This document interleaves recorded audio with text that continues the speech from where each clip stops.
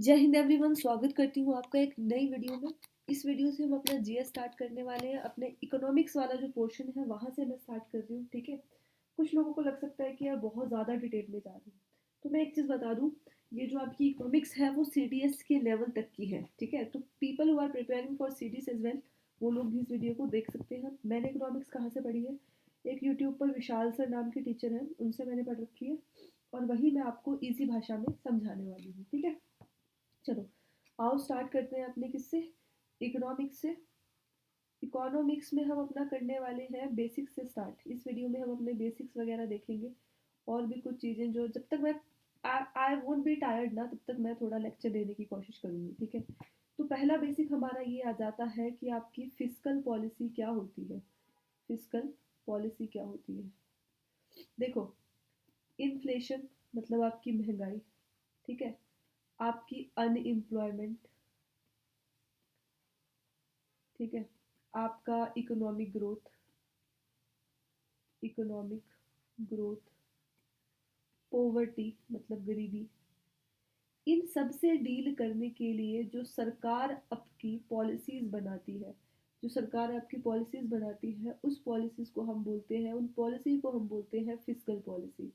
और इन सभी से डील करने के लिए जो आरबीआई मतलब आपका रिजर्व बैंक ऑफ इंडिया, जो कि इंडिया का सेंट्रल बैंक है, वो आपकी पॉलिसीज बनाता है, उनको हम बोलते हैं आपकी मॉनेटरी पॉलिसी, ठीक है। मैं कोई नोट्स नहीं प्रोवाइड कर रही, मैं कोई पीडीएफ नहीं प्रोवाइड कर रही, जो बोल रही हूँ उसको समझो और अपनी भाषा में अपने नोट्स में लिखो, ठीक है। 2000 दी बेस्ट नोट्स जो आप लोग अपनी भाषा में क्रिएट करते हो, ध्यान रखना इस चीज़ को। थर्ड आ जाता है आपका, ये आपका सेकंड बेसिक आ गया। थर्ड आपका आ जाता है असेट और लायबिलिटी। असेट और लायबिलिटी क्या होते हैं? देखो, असेट क्या होता है? ऐसी कोई भी चीज़ जो आपको पैसा कमा कर दे, आपको मुनाफा दे फ्यूचर में। जैसे कि मैं मानती हूँ कि आपने कोई प्रॉपर्टी परचेज कर लिया, आपने एक प्लॉट ले लिया 20 लाख का। अब कल को 3 साल बाद, 4 साल बाद उस प्लॉट की वैल्यू 30 लाख से ज़्यादा होगी। मान लो आपने वो प्लॉट 50 लाख का बेचा, तो उसने आपको मुनाफा कमा के दिया, this is called asset. On the other hand, मान लो आज आप एक कार लेते हो 10 लाख की, एक क्या लेते हो, कार लेते हो 10 लाख की। अब कल को जब आप उस कार को बेचोगे ना, तो वो 10 लाख से कम की ही बिकेगी फॉर श्योर, ठीक है। 10 सालों बाद बेचोगे तो शायद कितने की बिके, 3 लाख की बिक जाए, ठीक है। तो ऐसी चीज जो डेप्रिशिएट होती है, जिसकी वैल्यू कम हो जाती है, वो कहलाती है आपकी लायबिलिटी। ओके, नेक्स्ट हम समझते हैं कि गुड्स क्या होती है। गुड्स ऐसी कोई भी चीज जिसको आप टच कर सको, जैसे कि आपका पेन, पेपर, शूज, गुड्स कहलाते हैं। फिफ्थ आ जाता है आपका जीडीपी। जीडीपी क्या होती है? Gross domestic product. ध्यान रखना, ग्रॉस का मतलब होता है टोटल। क्या होता है? टोटल। ग्रॉस डोमेस्टिक प्रोडक्ट का मतलब इंडिया की ज़मीन पे, इंडिया की ज़मीन पे एक साल में, इंडिया की ज़मीन पे एक साल में जो भी गुड्स और आपका सर्विसेज बनाया गया, उस सब को आप बोलोगे कि वो इंडिया की जीडीपी है, ठीक है। समझ आया? एक साल में इंडिया की ज़मीन पे जो भी गुड्स और सर्विसेज प्रोड्यूस हुई, उन सबको आप इंडिया की जीडीपी कहोगे। जितनी ज़्यादा जीडीपी होगी, उतना ज़्यादा हम कंसीडर करेंगे कि इंडिया की इकोनॉमिक ग्रोथ हो रही है, ठीक है। अब बात करते हैं हम, कैपिटल क्या होती है। कैपिटल क्या होती है? एक तरीके से आप बोल सकते हो जो आपका पैसा है, ठीक है, वो आपकी कैपिटल है। अब जो आपकी कैपिटल होती है, वो होती है आपकी दो तरह की। एक होती है आपकी फिक्स्ड कैपिटल। फिक्स्ड कैपिटल का मतलब क्या होता है? एक ऐसी चीज जो लंबे समय तक चले। मान लो मैंने एक लैपटॉप ले लिया, तो वो सालों तक चलेगी, तो that is called fixed capital, ठीक है। लैपटॉप हो गया, आपकी कार हो गई, आपका कोई कंप्यूटर हो गया, आपकी कोई वॉशिंग मशीन हो गई, ये सब क्या है? आपकी फिक्स्ड कैपिटल है। उसके बाद एक होती है आपकी वर्किंग कैपिटल। वर्किंग कैपिटल का मतलब क्या है? एक ऐसी चीज जो शॉर्ट पीरियड ऑफ टाइम के लिए चले। जैसे कि आपने गाड़ी में पेट्रोल पड़वाया, पैसे तो लगे ना, बट वो कितने देर चलेगा? वो बहुत ही थोड़े टाइम के लिए चलेगा, ठीक है, सालों साल तो नहीं चलेगा ना वो। तो दैट इज वर्किंग कैपिटल। आपका फिक्स्ड कैपिटल और वर्किंग कैपिटल मिलके बनाते हैं आपकी फिजिकल कैपिटल। Physical capital. ठीक है, ध्यान रखना इस चीज को। नेक्स्ट हम आ जाते हैं अपने किस पे, हम आ जाते हैं अपने ह्यूमन कैपिटल पे, कि ह्यूमन कैपिटल क्या होती है। ठीक है, यार देखो ह्यूमन कैपिटल कुछ नहीं है, जो आपका इंसान है, ठीक है, वो अपनी स्किल्स का यूज करके, अपनी नॉलेज का यूज करके जो पैसा कमाता है उसको आप बोलते हो ह्यूमन कैपिटल। ठीक है, ये हमारे जो बहुत छोटी छोटी चीजें थी वो क्लियर हुई। अब आ जाते हैं थोड़े ऐसे टॉपिक्स पे जो एग्जाम्स में पूछ लिए जाते हैं, है ना। जैसे कि पहला आ जाता है आपका कि आपकी फिएट मनी क्या होती है। फिएट मनी कैसे पहचानोगे कि कोई मनी फिएट मनी है या नहीं। देखो, उसको पहचानने के दो तरीके हैं। वो फिजिकल फॉर्म में भी हो सकती है, फिजिकल फॉर्म में मतलब जिसको आप छू सको, प्लस डिजिटल फॉर्म में भी हो सकती है, किसी भी तरह से हो सकती है वो। फिजिकल फॉर्म में भी हो सकती है और आपकी डिजिटल फॉर्म में भी हो सकती है, जैसे कि आपका पैसा गूगल पे डिजिटल फॉर्म में है आपके, और आपके हाथ में कैश है तो वो फिजिकल फॉर्म में है। ठीक है, दूसरा, उस पे सरकार के साइन होने चाहिए। ठीक है, देखा होगा ना आपने, आपका एक नोट होता है उस पर साइन हो रखे होते हैं। ठीक है, तो वो सरकार के ही होते हैं, सरकार की तरफ से ही हो रहे हैं वो। तो ये होता है आपका फिएट मनी। ठीक है, अब आप कहोगे कि यार डिजिटल मनी पे तो साइन नहीं होते, बट किसने अलाउ किया है कि आप पैसे ट्रांजैक्ट कर सकते हो गूगल पे से, पेटीएम से, भीम ऐप से? गवर्नमेंट ने। तो मतलब गवर्नमेंट उसमें परमिशन दे रही है। ठीक है, जैसे कि मैं आपका एग्जांपल लूँ अगर, तो आपका जो 100 रुपीज़ है, आपके 100 रुपीज़ का नोट है, वो आपका एक फिएट मनी है। ठीक है, समझ आ गया। अब जो फिएट मनी होती है इसकी कोई इंट्रिंसिक वैल्यू नहीं होती। क्या नहीं होती? इंट्रिंसिक वैल्यू नहीं होती, याद रखना इस चीज को। No intrinsic value, no intrinsic value का मतलब है इसकी कोई औकात नहीं होती। मैं आपको एक ऐसा 100 रुपए का नोट दे दूं जिसमें सरकार के सिग्नेचर नहीं है, क्या वो नोट चलेगा? नहीं चलेगा। ठीक है, तो मतलब इस पेपर की खुद की कोई औकात नहीं है इस सिग्नेचर के बिना, सिंपल सी बात है। ठीक है, ऑन द अदर हैंड मैं आपको एक सोना दे दूं, 1 तोला सोना दे दूं, ठीक है, अब उस सोने की औकात है, चाहे उस पर सरकार के साइन है या नहीं है। ठीक है, तो क्या कहा हमने कि जो आपकी ज्वेलरी होती है, ठीक है, उसके बाद ज्वेलरी की क्या होती है, आपकी इंट्रिंसिक वैल्यू होती है। ठीक है, जो आपका गोल्ड है उसकी क्या होगी, उसकी एक इंट्रिंसिक वैल्यू होगी। ठीक है, बट आपके कैश की कोई इंट्रिंसिक वैल्यू नहीं होती जब तक उस पर साइन ना हो। ठीक है, मतलब खुद की कोई औकात नहीं है भाई उसकी। ये तो था आपका फिएट मनी, समझ आ गया होगा। इसकी पहचान कैसे करोगे? फिजिकल फॉर्म में होनी चाहिए, गवर्नमेंट के सिग्नेचर होने चाहिए। अब दूसरा आ जाता है आपका legal tender money. Legal tender money, legal tender money क्या होगा?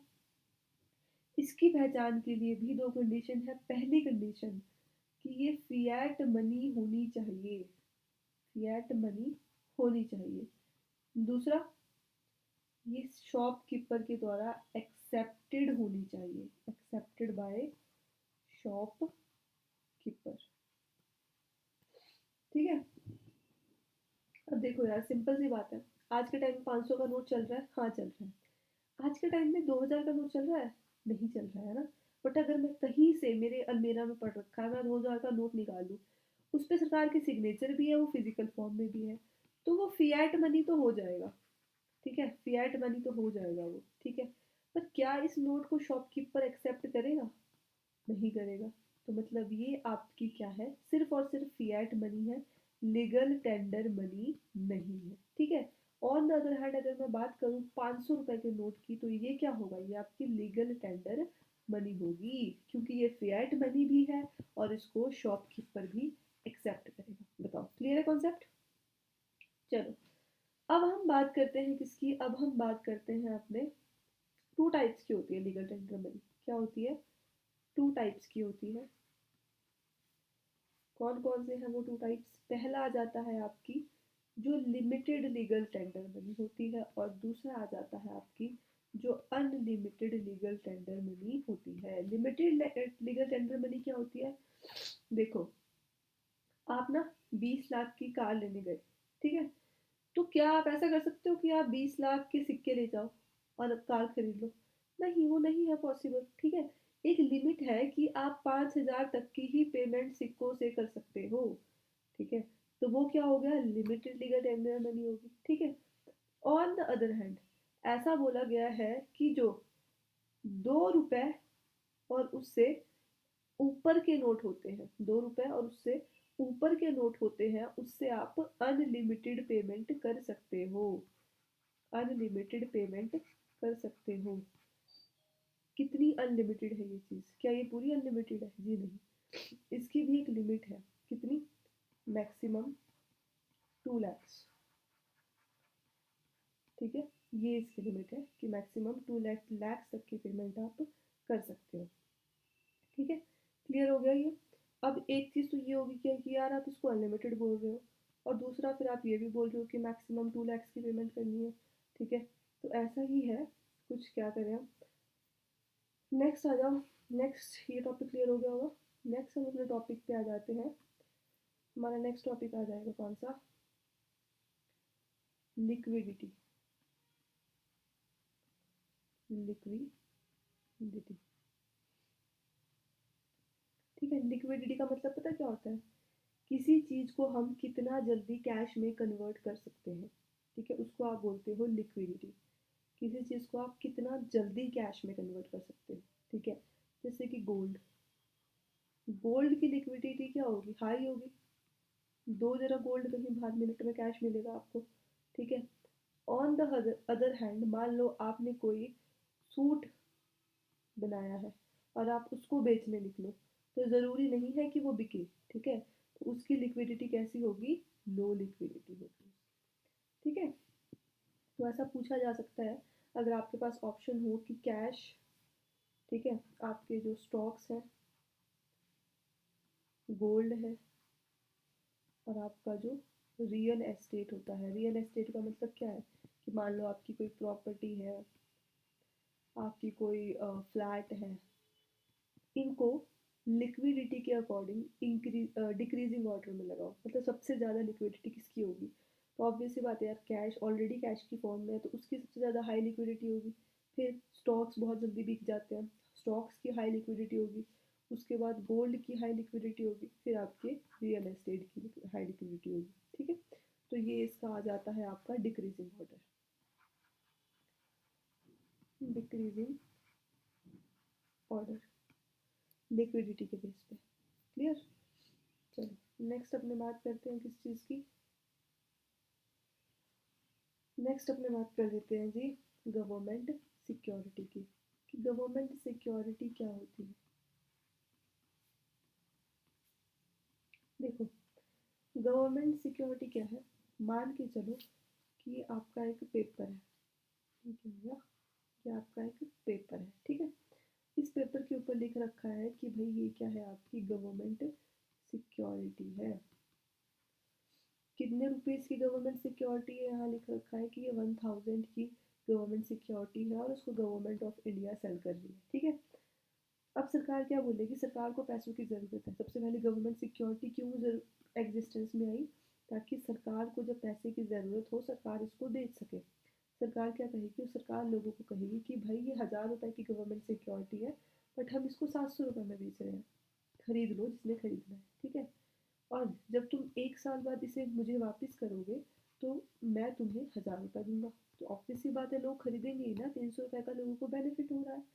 तो इस तरह से सरकार है वो पैसे कमा सकती है जब सरकार को ज़रूरत हो, ठीक है?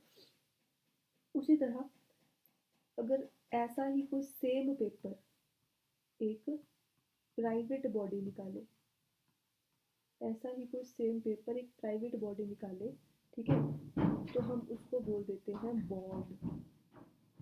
सेम पेपर को अगर प्राइवेट बॉडी निकाले तो उसको हम बोलेंगे बॉन्ड। मतलब मान लो रिलायंस कंपनी है, उसको पैसों की ज़रूरत है और वो ऐसा कोई पेपर निकाले तो उसको आप क्या बोलोगे? बॉन्ड बोलोगे, ठीक है?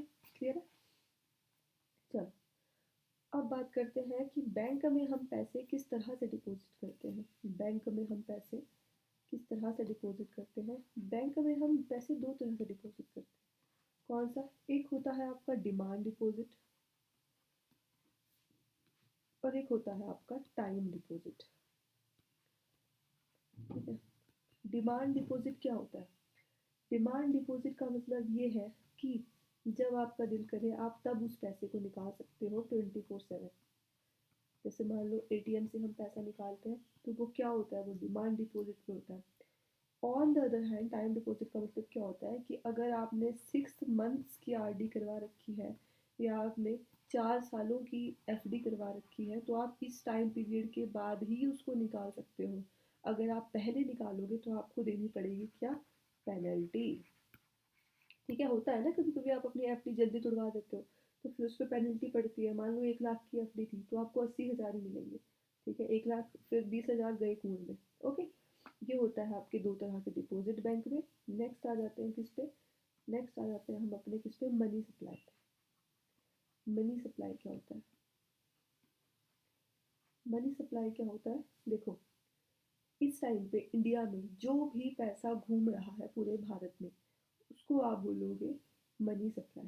ठीक है, फिर वो चाहे पैसा आपके घर पे है, ठीक है, वो चाहे आपके बैंक में है, चाहे आपके पोस्ट ऑफिस में है, जहाँ कहीं भी वो पैसा है उसको आप बोलोगे मनी सप्लाई। क्लियर? एक आ जाता है आपका demand draft. Demand draft. Demand draft क्या होता है? मान लो आपकी कॉलेज की फीस क्या है? 25K। तो कभी कभी क्या होता था पहले, बच्चे क्या करते हैं कि सर अभी मेरे पास इतनी ही है, अभी रख लो प्लीज़, इतनी मैं बाद में दे दूंगा, बाद में दे दूंगा, है ना, ऐसे करके। पर अब कॉलेजेस ने क्या कर दिया है? अब कॉलेजेस ने कहा, आप कहते हो कॉलेज में जाते हो कि एडमिशन लेनी है, एडमिशन फीस कहाँ सबमिट करनी है, तो कॉलेज आपको बोलता है कि काम करो, एसबीआई बैंक है साइड में, वहाँ जाओ। ठीक है, वहाँ से लेके आओ डिमांड ड्राफ्ट। डिमांड ड्राफ्ट, एक डिमांड ड्राफ्ट का मतलब है एक पेपर। इस पेपर में क्या लिखा होगा? इस पेपर में लिखा होगा कि हाँ भाई इस बच्चे ने 25,000 जमा करवा दिए हैं। ठीक है, अब आप क्या करोगे? एक जो स्टूडेंट है वो डायरेक्टली कॉलेज को फीस नहीं देगा, एक स्टूडेंट एक बैंक को फीस देगा और वो बैंक इस कॉलेज को। अब इससे क्या होगा?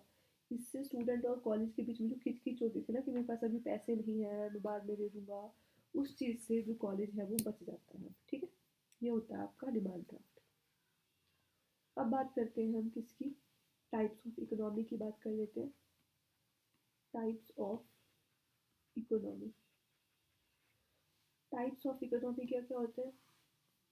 सबसे पहले आ जाती है आपकी कैपिटलिस्ट इकोनॉमी।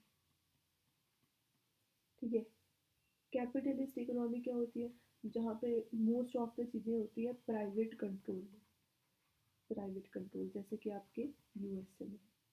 ठीक, उसके बाद आ जाती है आपकी कमांड इकोनॉमी, या फिर उसको बोलते हैं गवर्नमेंट इकोनॉमी, जहाँ पे मोस्ट ऑफ द चीज़ें होती हैं किसके अंदर? गवर्नमेंट के कंट्रोल के अंदर। जैसे कि कहाँ है आपकी? चाइना में है, रशिया में है। ठीक है, और एक आ जाती है फिर आपकी मिक्स्ड इकोनॉमी।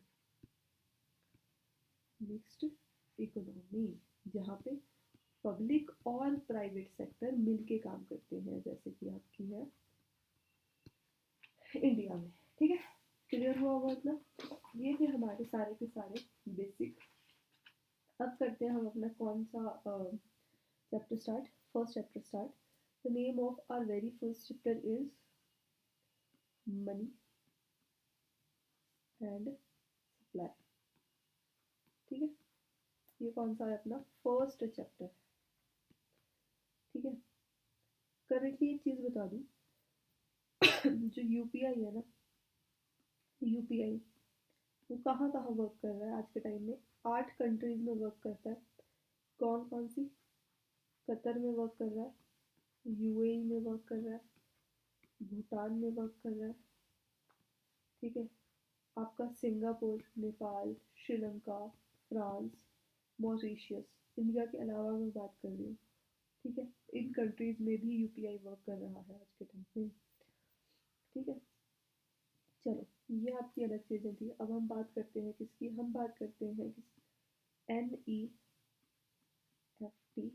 और RTGS की, ठीक है। NEFT का फुल फॉर्म देख लो, नेशनल इलेक्ट्रॉनिक फंड्स ट्रांसफर, ठीक है। RTGS हो जाता है आपका रियल टाइम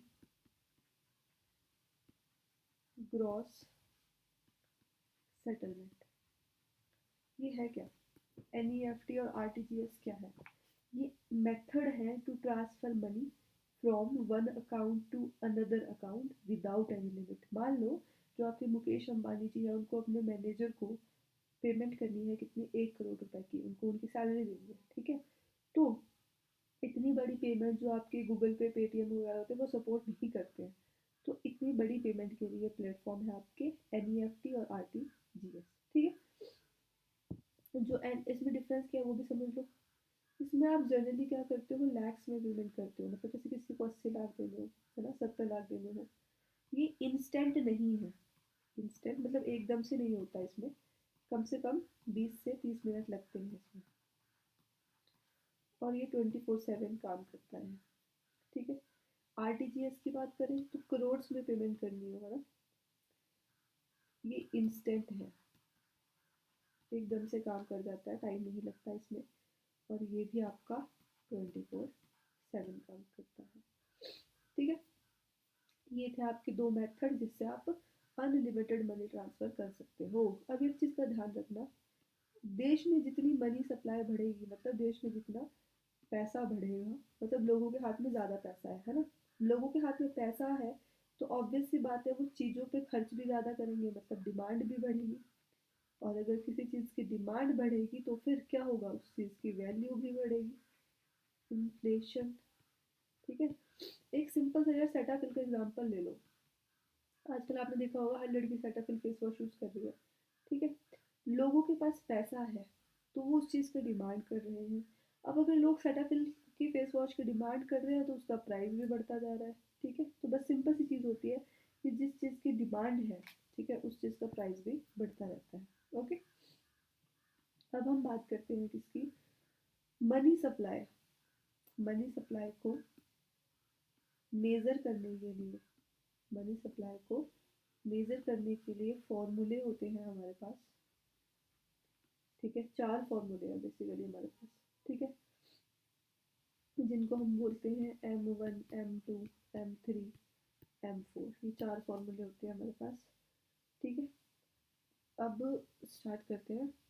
पहला आ जाता है आपके पास, एक मिनट रुको, कौन सा ब्राउन ले लेते हैं, देखो यहाँ लिख लेते हैं हम कॉइन्स एंड करेंसी। ये वो पैसा है जो आपके हाथ में है, ठीक है। दूसरा आ जाता है बैंक्स में पड़ा है जो पैसा। बैंक्स में दो फॉर्म में हो सकता है, आपका डिमांड डिपॉजिट में भी हो सकता है और टाइम डिपॉजिट में भी हो सकता है। उसी तरह पोस्ट ऑफिस में पैसा पड़ा रहता है ना, पोस्ट ऑफिस में भी दो तरीके से होता है, डिमांड डिपॉजिट या फिर टाइम डिपॉजिट, ठीक है। और एंड में लिख लेते हैं हम जो हमारे पास टोटल पैसा है, ओके। ये कर लो इनको सेपरेट। यहाँ लिख लेते हैं हम अपना M1, M2, M3, M4। चलो M1 से स्टार्ट करते हैं। सबसे पहले मान के चलो, मान रही हूँ मैं, ठीक है, आपकी टोटल सैलरी है 100 रुपये, आप एक महीने में 100 रुपये कमाते हो, ठीक है। 100 रुपये में से 50 रुपये आपने आपने अपने घर पे रख लिया अपने हाथ में अपने खर्चे के लिए, ठीक है। इसमें भी तो दो पार्टीशन होंगी होंगी, एक में डिमांड डिपॉजिट, एक में टाइम डिपॉजिट, ठीक है। देखो 50 रुपये आपने अपने घर में रख लिया अपने खर्चे के लिए, और 50 रुपये आपने क्या करा, बैंक में जमा करवा दिया डिमांड डिपॉजिट पे, ठीक है। बाकी टाइम डिपॉजिट के लिए कुछ नहीं बचा, पोस्ट ऑफिस के लिए कुछ नहीं बचा, टोटल पैसा आ गया आपके पास 100 रुपये, इतना ही था आपके पास। M2 में आपने क्या करा, 50 रुपये आपने रख लिया आपने घर खर्चे के लिए, ठीक है। 25 रुपये आपने डिमांड डिपॉजिट पे बैंक में जमा करा दिया, 25 रुपये आपने डिमांड डिपॉजिट पे पोस्ट ऑफिस में जमा करा दिया, हो गए 100 रुपये पूरे। M3 में आप क्या करोगे, M3 में आप वही सेम चीज़ 50 रुपये घर पे खर्चे के लिए रख लोगे, ठीक है। ₹25 डिमांड डिपॉजिट में बैंक में जमा करा दोगे और ₹25 टाइम डिपॉजिट में बैंक में जमा करा दोगे। पोस्ट ऑफिस में कुछ नहीं गया, ₹100 टोटल हो गए। M4 में क्या करोगे, ₹60 घर खर्चे के लिए रख लोगे, ठीक है। ₹10 डिमांड डिपॉजिट में बैंक में, ₹10 टाइम डिपॉजिट में बैंक में, फिर ₹10 डिमांड डिपॉजिट में पोस्ट ऑफिस में और ₹10 टाइम डिपॉजिट में पोस्ट ऑफिस में, टोटल हो गए ₹100। ठीक है, ये करते हो आप M1 M2 M3 में।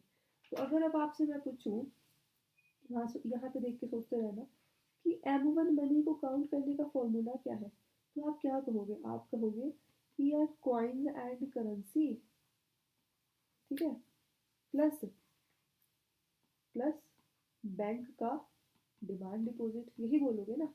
और अगर मैं आपको बोलूँ कि यार M2 को काउंट करने का क्या फॉर्मूला है, तो आप कहोगे coins and currency plus DD, किसका डीडी, बैंक का डीडी, प्लस डीडी किसका डीडी, पोस्ट ऑफिस का डीडी। ठीक है, यही फॉर्मूला बनेगा। मैं कहूँ M3 को काउंट करने का क्या फॉर्मूला है, तो आप कहोगे कि यार कॉइन्स एंड करेंसी, ठीक है, प्लस डिमांड डिपॉजिट बैंक में और प्लस टाइम डिपॉजिट बैंक में, यही कहोगे।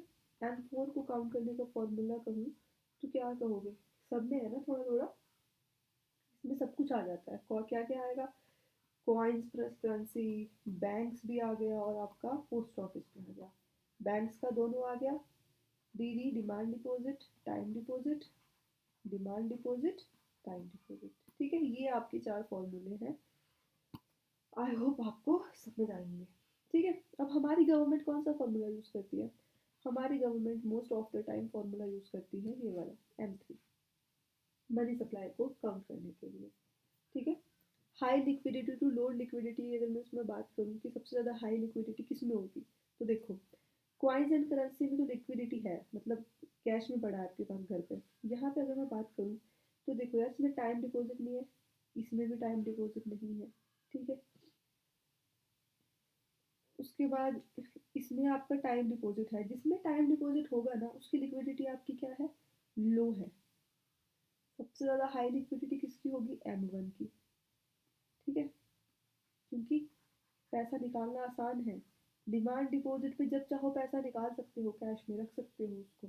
ठीक है, सबसे पहले M1 आ जाएगा, फिर आपका M2 आएगा, फिर आपका M3 आएगा, फिर आपका M4 आएगा। क्योंकि यार फिर M4 में तो टाइम डिपॉजिट में भी पड़ा है ना पैसा, ठीक है, फिर उसको निकालना मुश्किल है। क्लियर हो गया।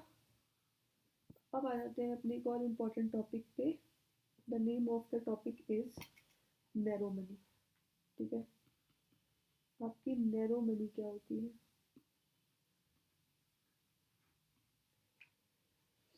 देखो नैरो मनी होती है एक ऐसा पैसा जो इजीली कैश में कन्वर्ट किया जा सके, इजीली कैश में कन्वर्ट किया जा सके, उसे हम कहते हैं नैरो मनी।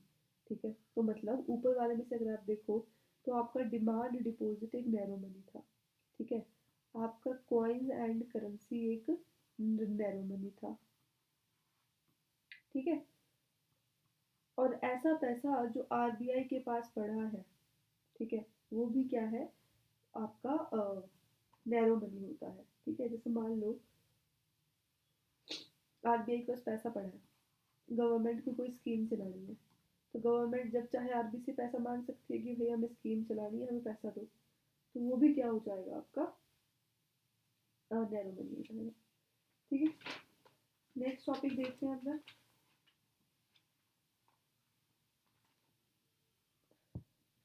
नेक्स्ट हम स्टार्ट करते हैं अपना CRR, कैश रिजर्व रेशो क्या होता है।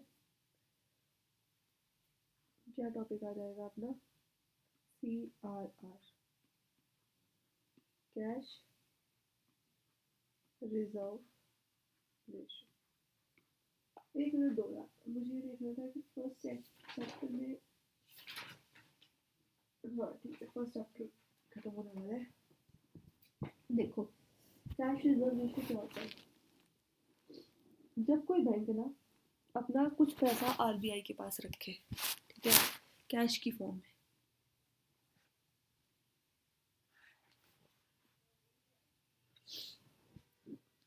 अब मान के चलो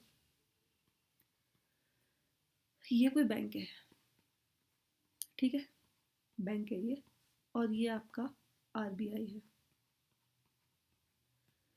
आरबीआई क्या बोलता है कि भाई एक काम कर, तेरे पास जितने पैसे पड़े हैं ना, उसका कुछ हिस्सा मेरे पास रख दे, मेरे पास रख दे, ठीक है। अब बैंक बोलेगा क्यों भाई, मैं क्यों रखूँ तुम्हारे पास? तो उन्होंने बोला, आरबीआई ने बोला कि भाई देख, कल को अगर कोई बंदा तेरे पास से लोन लेके भाग गया, उसने लोन नहीं चुकाया, फिर मत बोलियो कि मैं बैंक करप्ट हो गया, मेरे पास पैसा नहीं है अब, ठीक है। तो उस टाइम पे मैं ये कैश जो है वो तुझे वापस कर दूंगा ताकि तेरा बैंक चलता रहे। ओके। तो कैश की फॉर्म में जो बैंक कुछ पैसा आरबीआई के पास रखते हैं उसको हम बोलते हैं कैश रिजर्व रेशो। क्या बैंक इस कैश को जब चाहे निकाल सकता है? नहीं। बैंक इस कैश को जब चाहे नहीं निकाल सकता, जब ज़रूरत पड़ेगी तभी आरबीआई उसको ये पैसा देगा। तो जिस पैसे को हम आसानी से ना निकाल सकें, ठीक है, मतलब जो पैसा नैरो मनी नहीं है, वो पैसा क्या होगा आपका? ब्रॉड मनी होगा। ओके, क्लियरिटी, ठीक है। अब हमने एक और चीज़ पढ़ी थी, पहले वो देख लेते हैं। हमने पढ़ा था गवर्नमेंट सिक्योरिटी, पढ़ा था कि गवर्नमेंट एक पेज निकालती है, पेपर निकालती है ना, कि 1000 रुपये का पेपर है, 700 में ले जाओ, ठीक है, कल को मुझे 1000 में वापस कर देना, तुम्हें मुनाफा हो जाएगा, ऐसे करके, है ना। तो हमने ये चीज़ पढ़ी थी कि गवर्नमेंट ऐसे ऐसे करके निकालती है एक पेपर, उसको हमने गवर्नमेंट सिक्योरिटी बोला था। एक होता है हमारा क्या? Treasury bill. ट्रेजरी बिल, यार देखो, दोनों गवर्नमेंट ही निकालती है, ठीक है, दोनों क्या निकालती है? गवर्नमेंट ही निकालती है। जो गवर्नमेंट सिक्योरिटी होता है ना, वो आपका सेंट्रल गवर्नमेंट भी निकाल सकती है, प्लस स्टेट गवर्नमेंट भी निकाल सकती है, ठीक है। दोनों के पास अपनी अपनी जी सिक्योरिटी होती है, गवर्नमेंट सिक्योरिटी होती है जिसको मैनेज करता है आरबीआई। और ये होता है किसके लिए? लॉन्ग टर्म के लिए। लॉन्ग टर्म का मतलब क्या है? एक ईयर हो सकता है या फिर एक ईयर से भी ज़्यादा हो सकता है, ठीक है। बात करें टी बिल की, मतलब ट्रेजरी बिल की, तो इसको सिर्फ और सिर्फ सेंट्रल गवर्नमेंट इशू कर सकती है, मैनेज आरबीआई करता है, और ये आपका शॉर्ट टर्म होता है, ठीक है, क्लियर हो गया। उसके बाद हम अपने नेक्स्ट टॉपिक पे आ जाते हैं।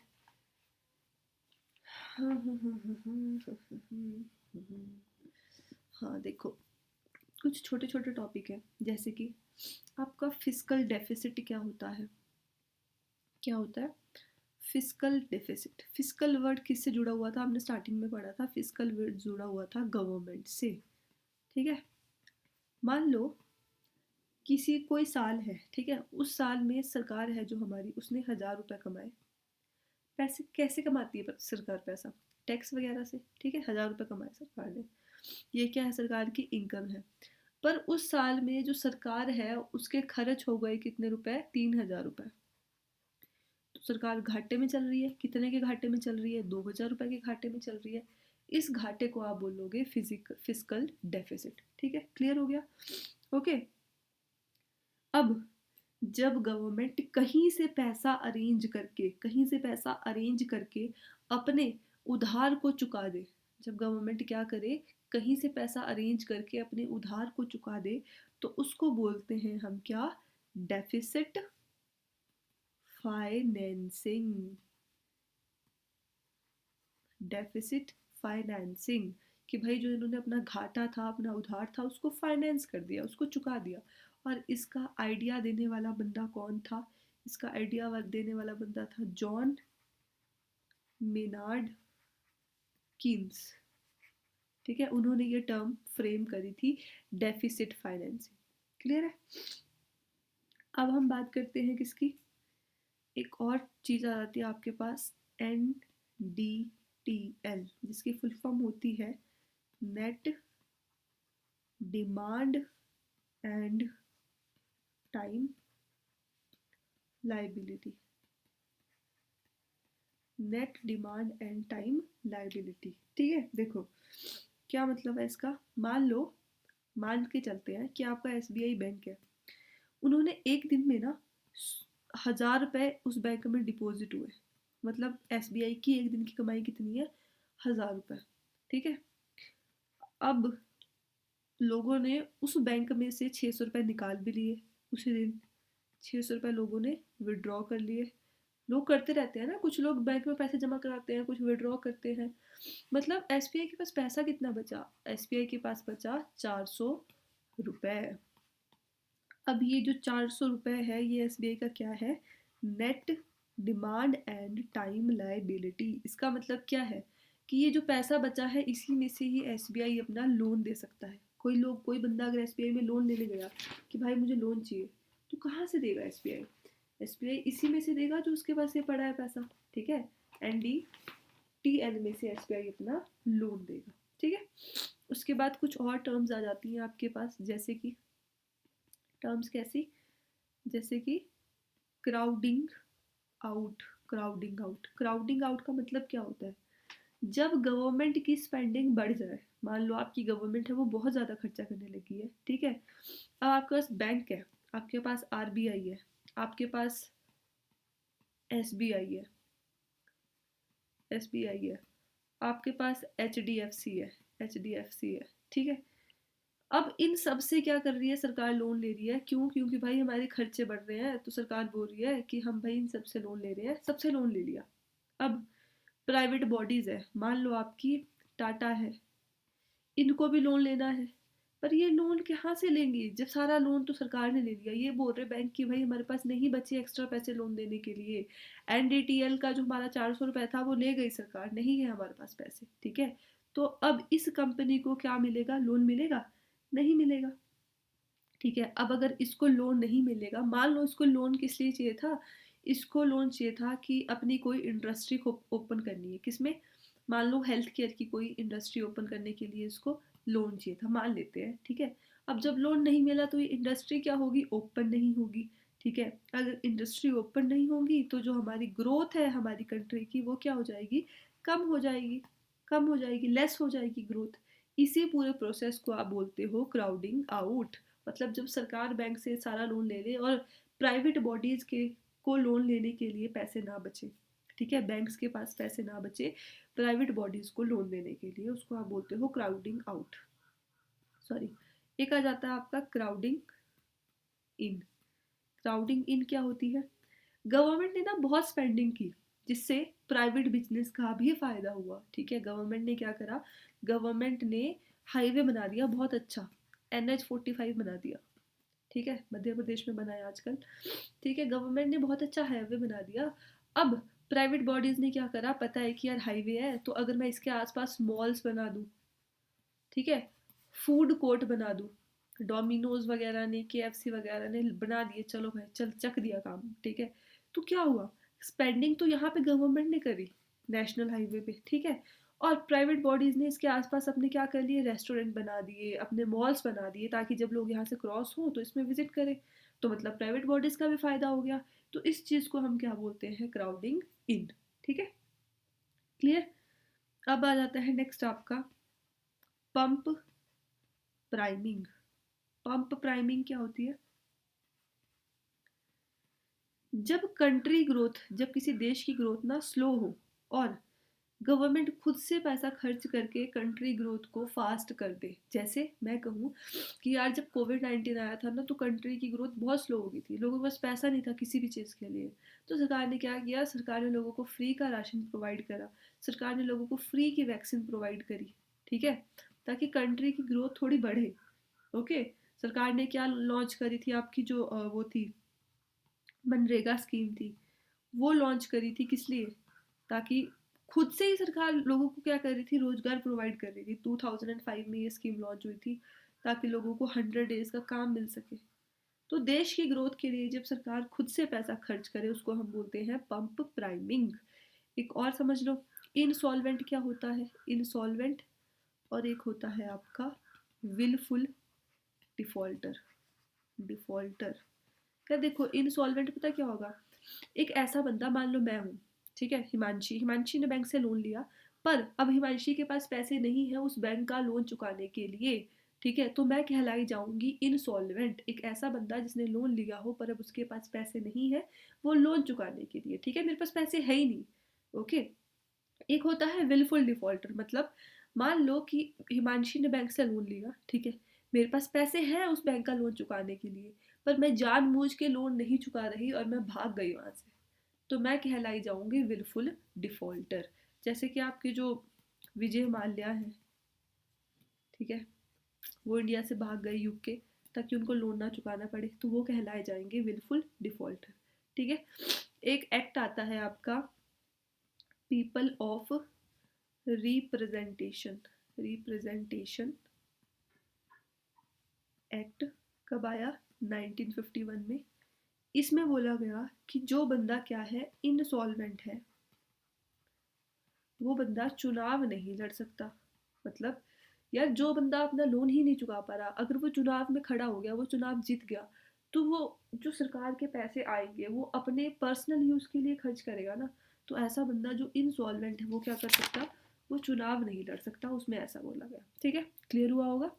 सी you in the next video with our next chapter. Thank you.